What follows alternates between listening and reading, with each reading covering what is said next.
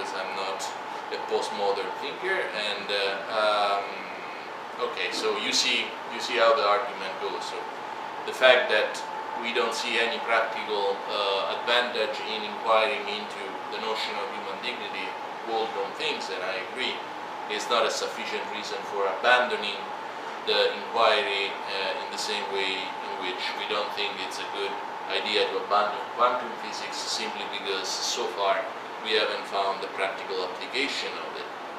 Okay, now comes, I think, what is the most valuable contribution that Waldron gives us on this business of the foundation of human rights, and that is the distinction of 4 different senses in which we can talk about a foundation.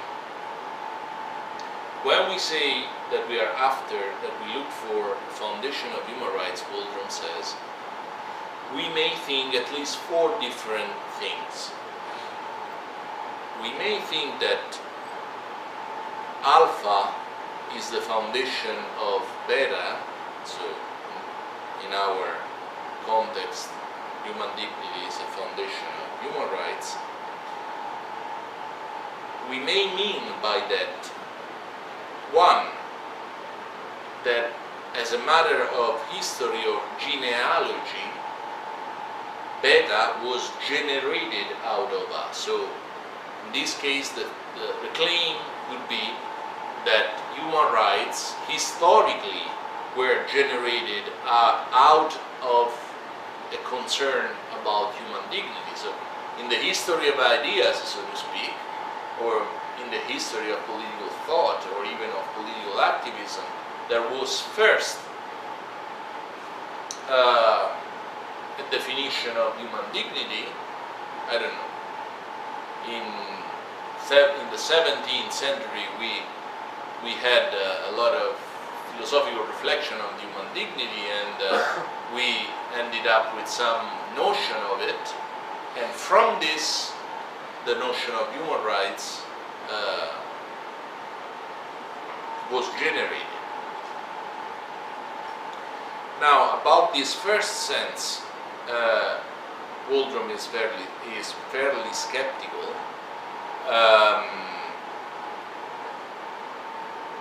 He says, I mean, that's not how history went.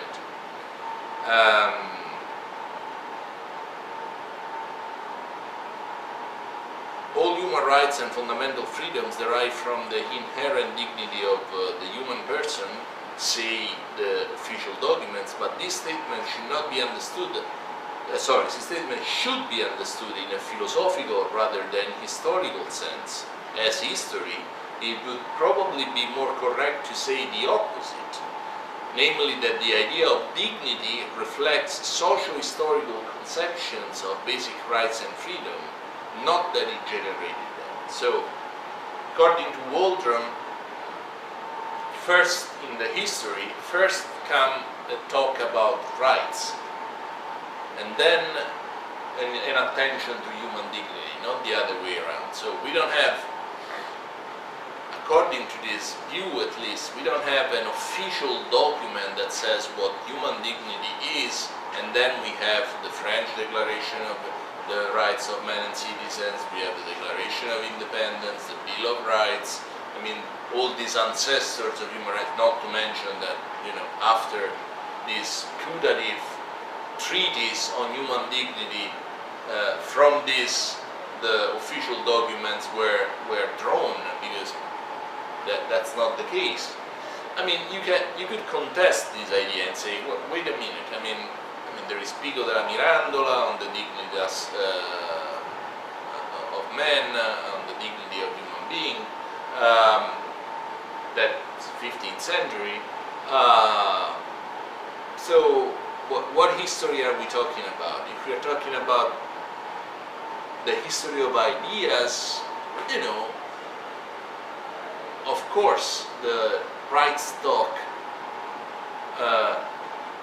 does not come after or is generated by a philosophical reflection on human dignity, but at the same time, I mean, Cicero Pico della Mirandola, these people talked about dignity.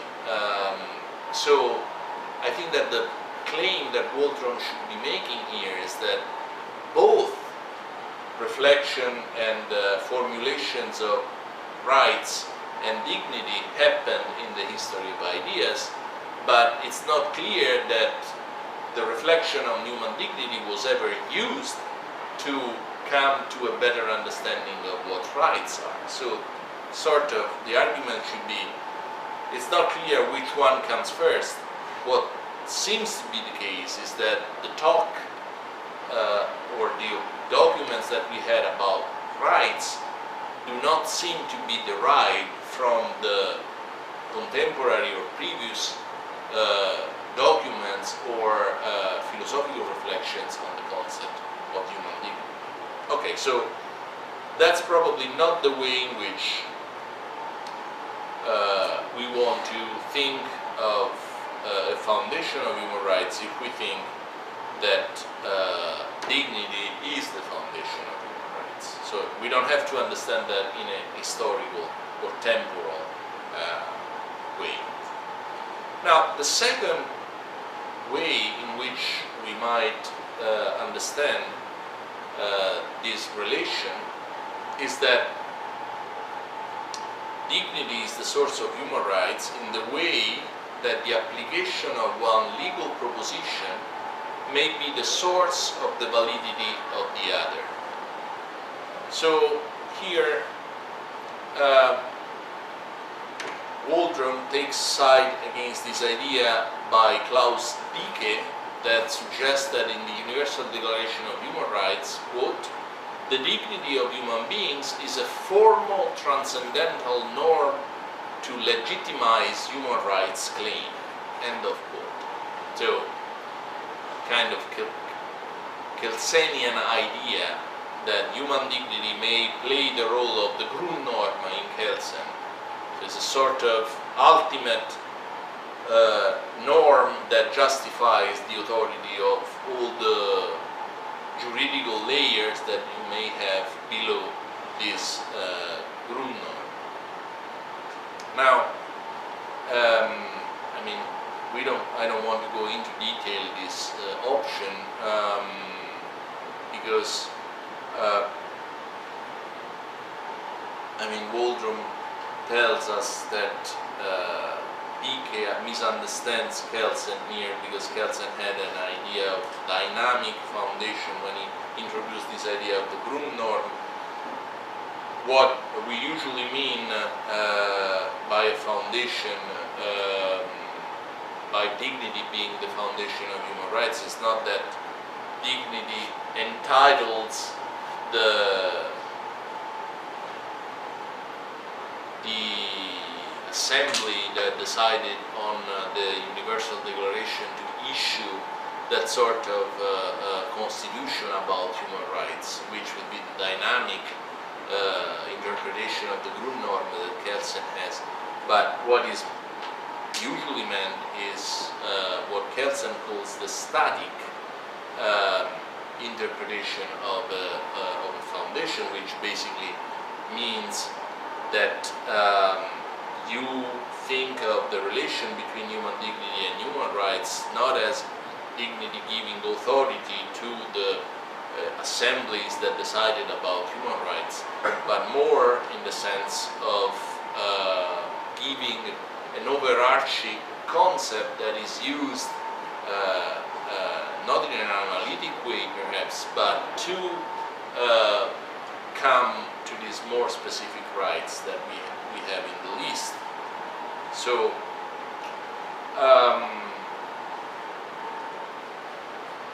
do we have to think of the foundation of human rights in this second sense?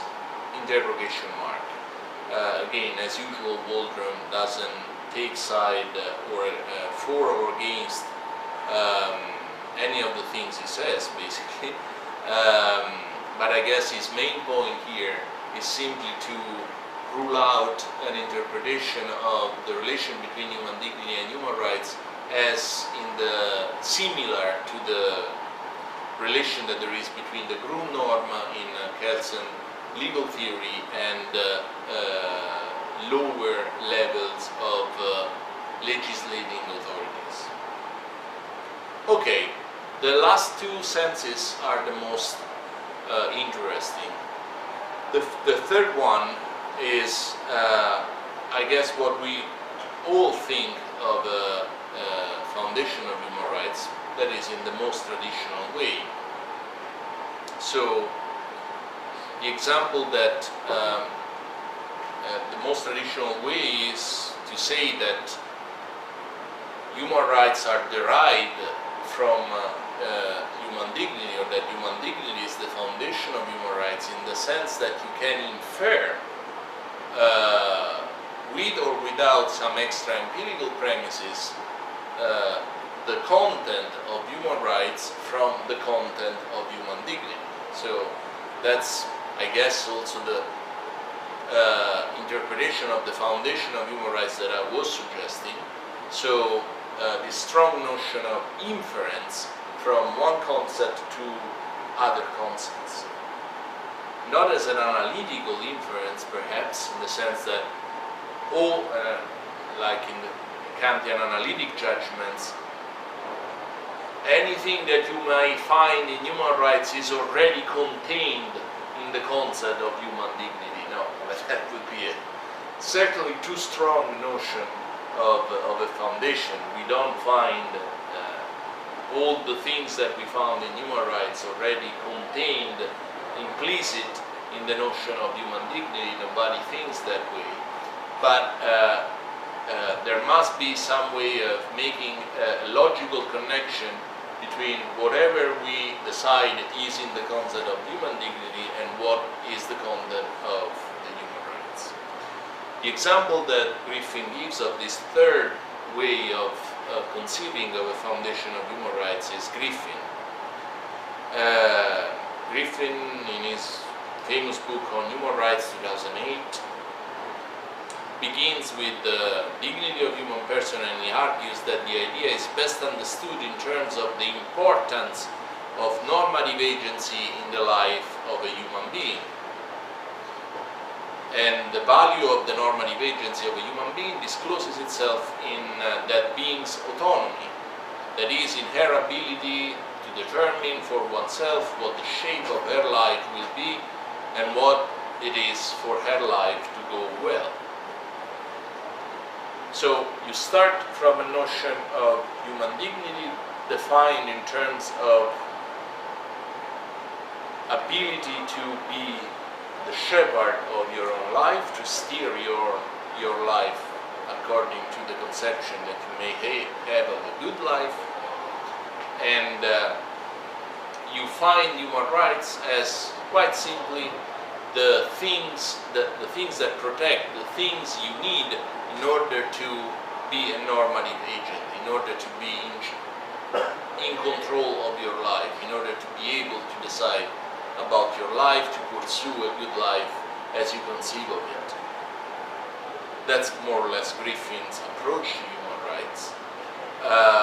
And the Waldron things is a good example of this third way of conceiving the foundation, because basically in the notion of human dignity, he reads this notion of purposive agency, of sometimes he calls it personhood.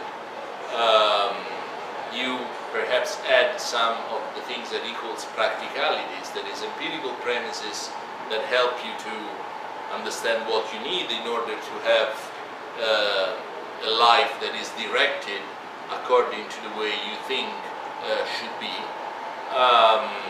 And you end up with the list of human rights that are grounded in the fact that you cannot have human dignity without having this kind of goods. Does Waldron like this way of understanding the foundation? Clearly not, because the one, well, he doesn't like for a reason that he doesn't explain, but it's quite clear that the form of foundation he prefers is the fourth and final one, which is the kind of reflective equilibrium model that I was mentioning before. That is, we should not think of human dignity really as a sort of major premise in a syllogism, then the minor premise might be the practicalities that I was mentioning, and the conclusion is human rights, as in the third model, the model of Griffin. Rather, we should conceive of human dignity and human rights as being at the same logical level, if you will. So, in the sense that one influences the other, but also the other way around. So, Waldron does not want to suggest that we should forget about human dignity, because this is not going to help us with human rights. That's certainly not his position. What he wants to avoid is this model, and what he wants to support is this model, in which, as I was trying to explain before, there is a sense in inquiring into human dignity, because human dignity is really what gives a unity, gives a coherent meaning to all the things that we find in human rights. So it is a concept that has this foundational role, but not in the sense that, you know, we find the features that we find in human rights more or less implicitly already contained here. It's more an organizing idea that gives a coherent meaning to human rights. And at the same time, whatever we might discover about the content of human rights, in a sense, is going to influence also what we think about human dignity. So the relation is really one of reciprocal influence and beneficial influence, as opposed to one being at a different logical layer, like a major premises, and the other one being a conclusion. That's the fourth model. We begin with an understanding of the rights we have, maybe not a complete or fully elaborated understanding, but something like one of the list of human rights that we already have. And then we try to make sense of that, perhaps by considering the values that would have to be presupposed in order for this list of rights to be sensible. So we start from here, and we try to make sense of all the values, protections, liberties that we find already in the human rights as we know them, and we try to find an organizing idea that could be the one that makes sense of this plurality of values, of this plurality of things that we already find in human rights. And Waldron thinks human dignity is a good candidate. It's the organizing idea that sort of gives a unitary, coherent view of all the particular things and values that we find in human rights.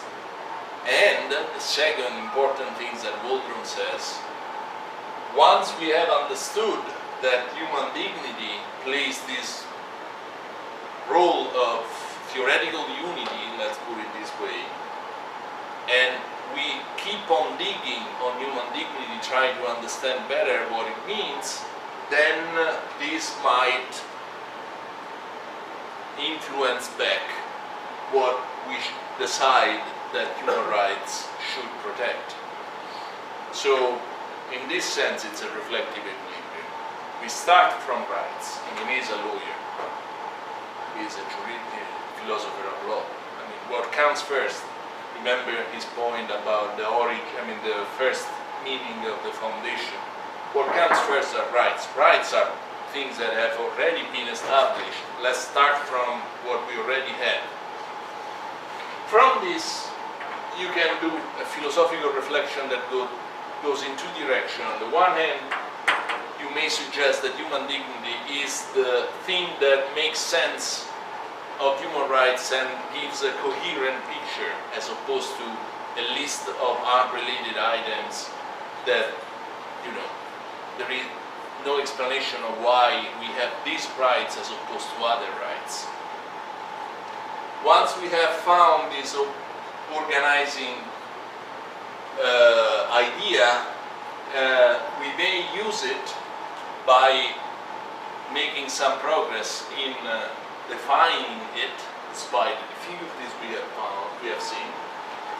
We may use it to increase our understanding of human rights. Okay, I think I'll stop here because I don't have time, but I urge you to read the rest of, I mean, there is not much more to be said about this paper, except for perhaps what he says in the dignity as status, which would be his interpretation of human dignity, but perhaps I can say something about that also at the beginning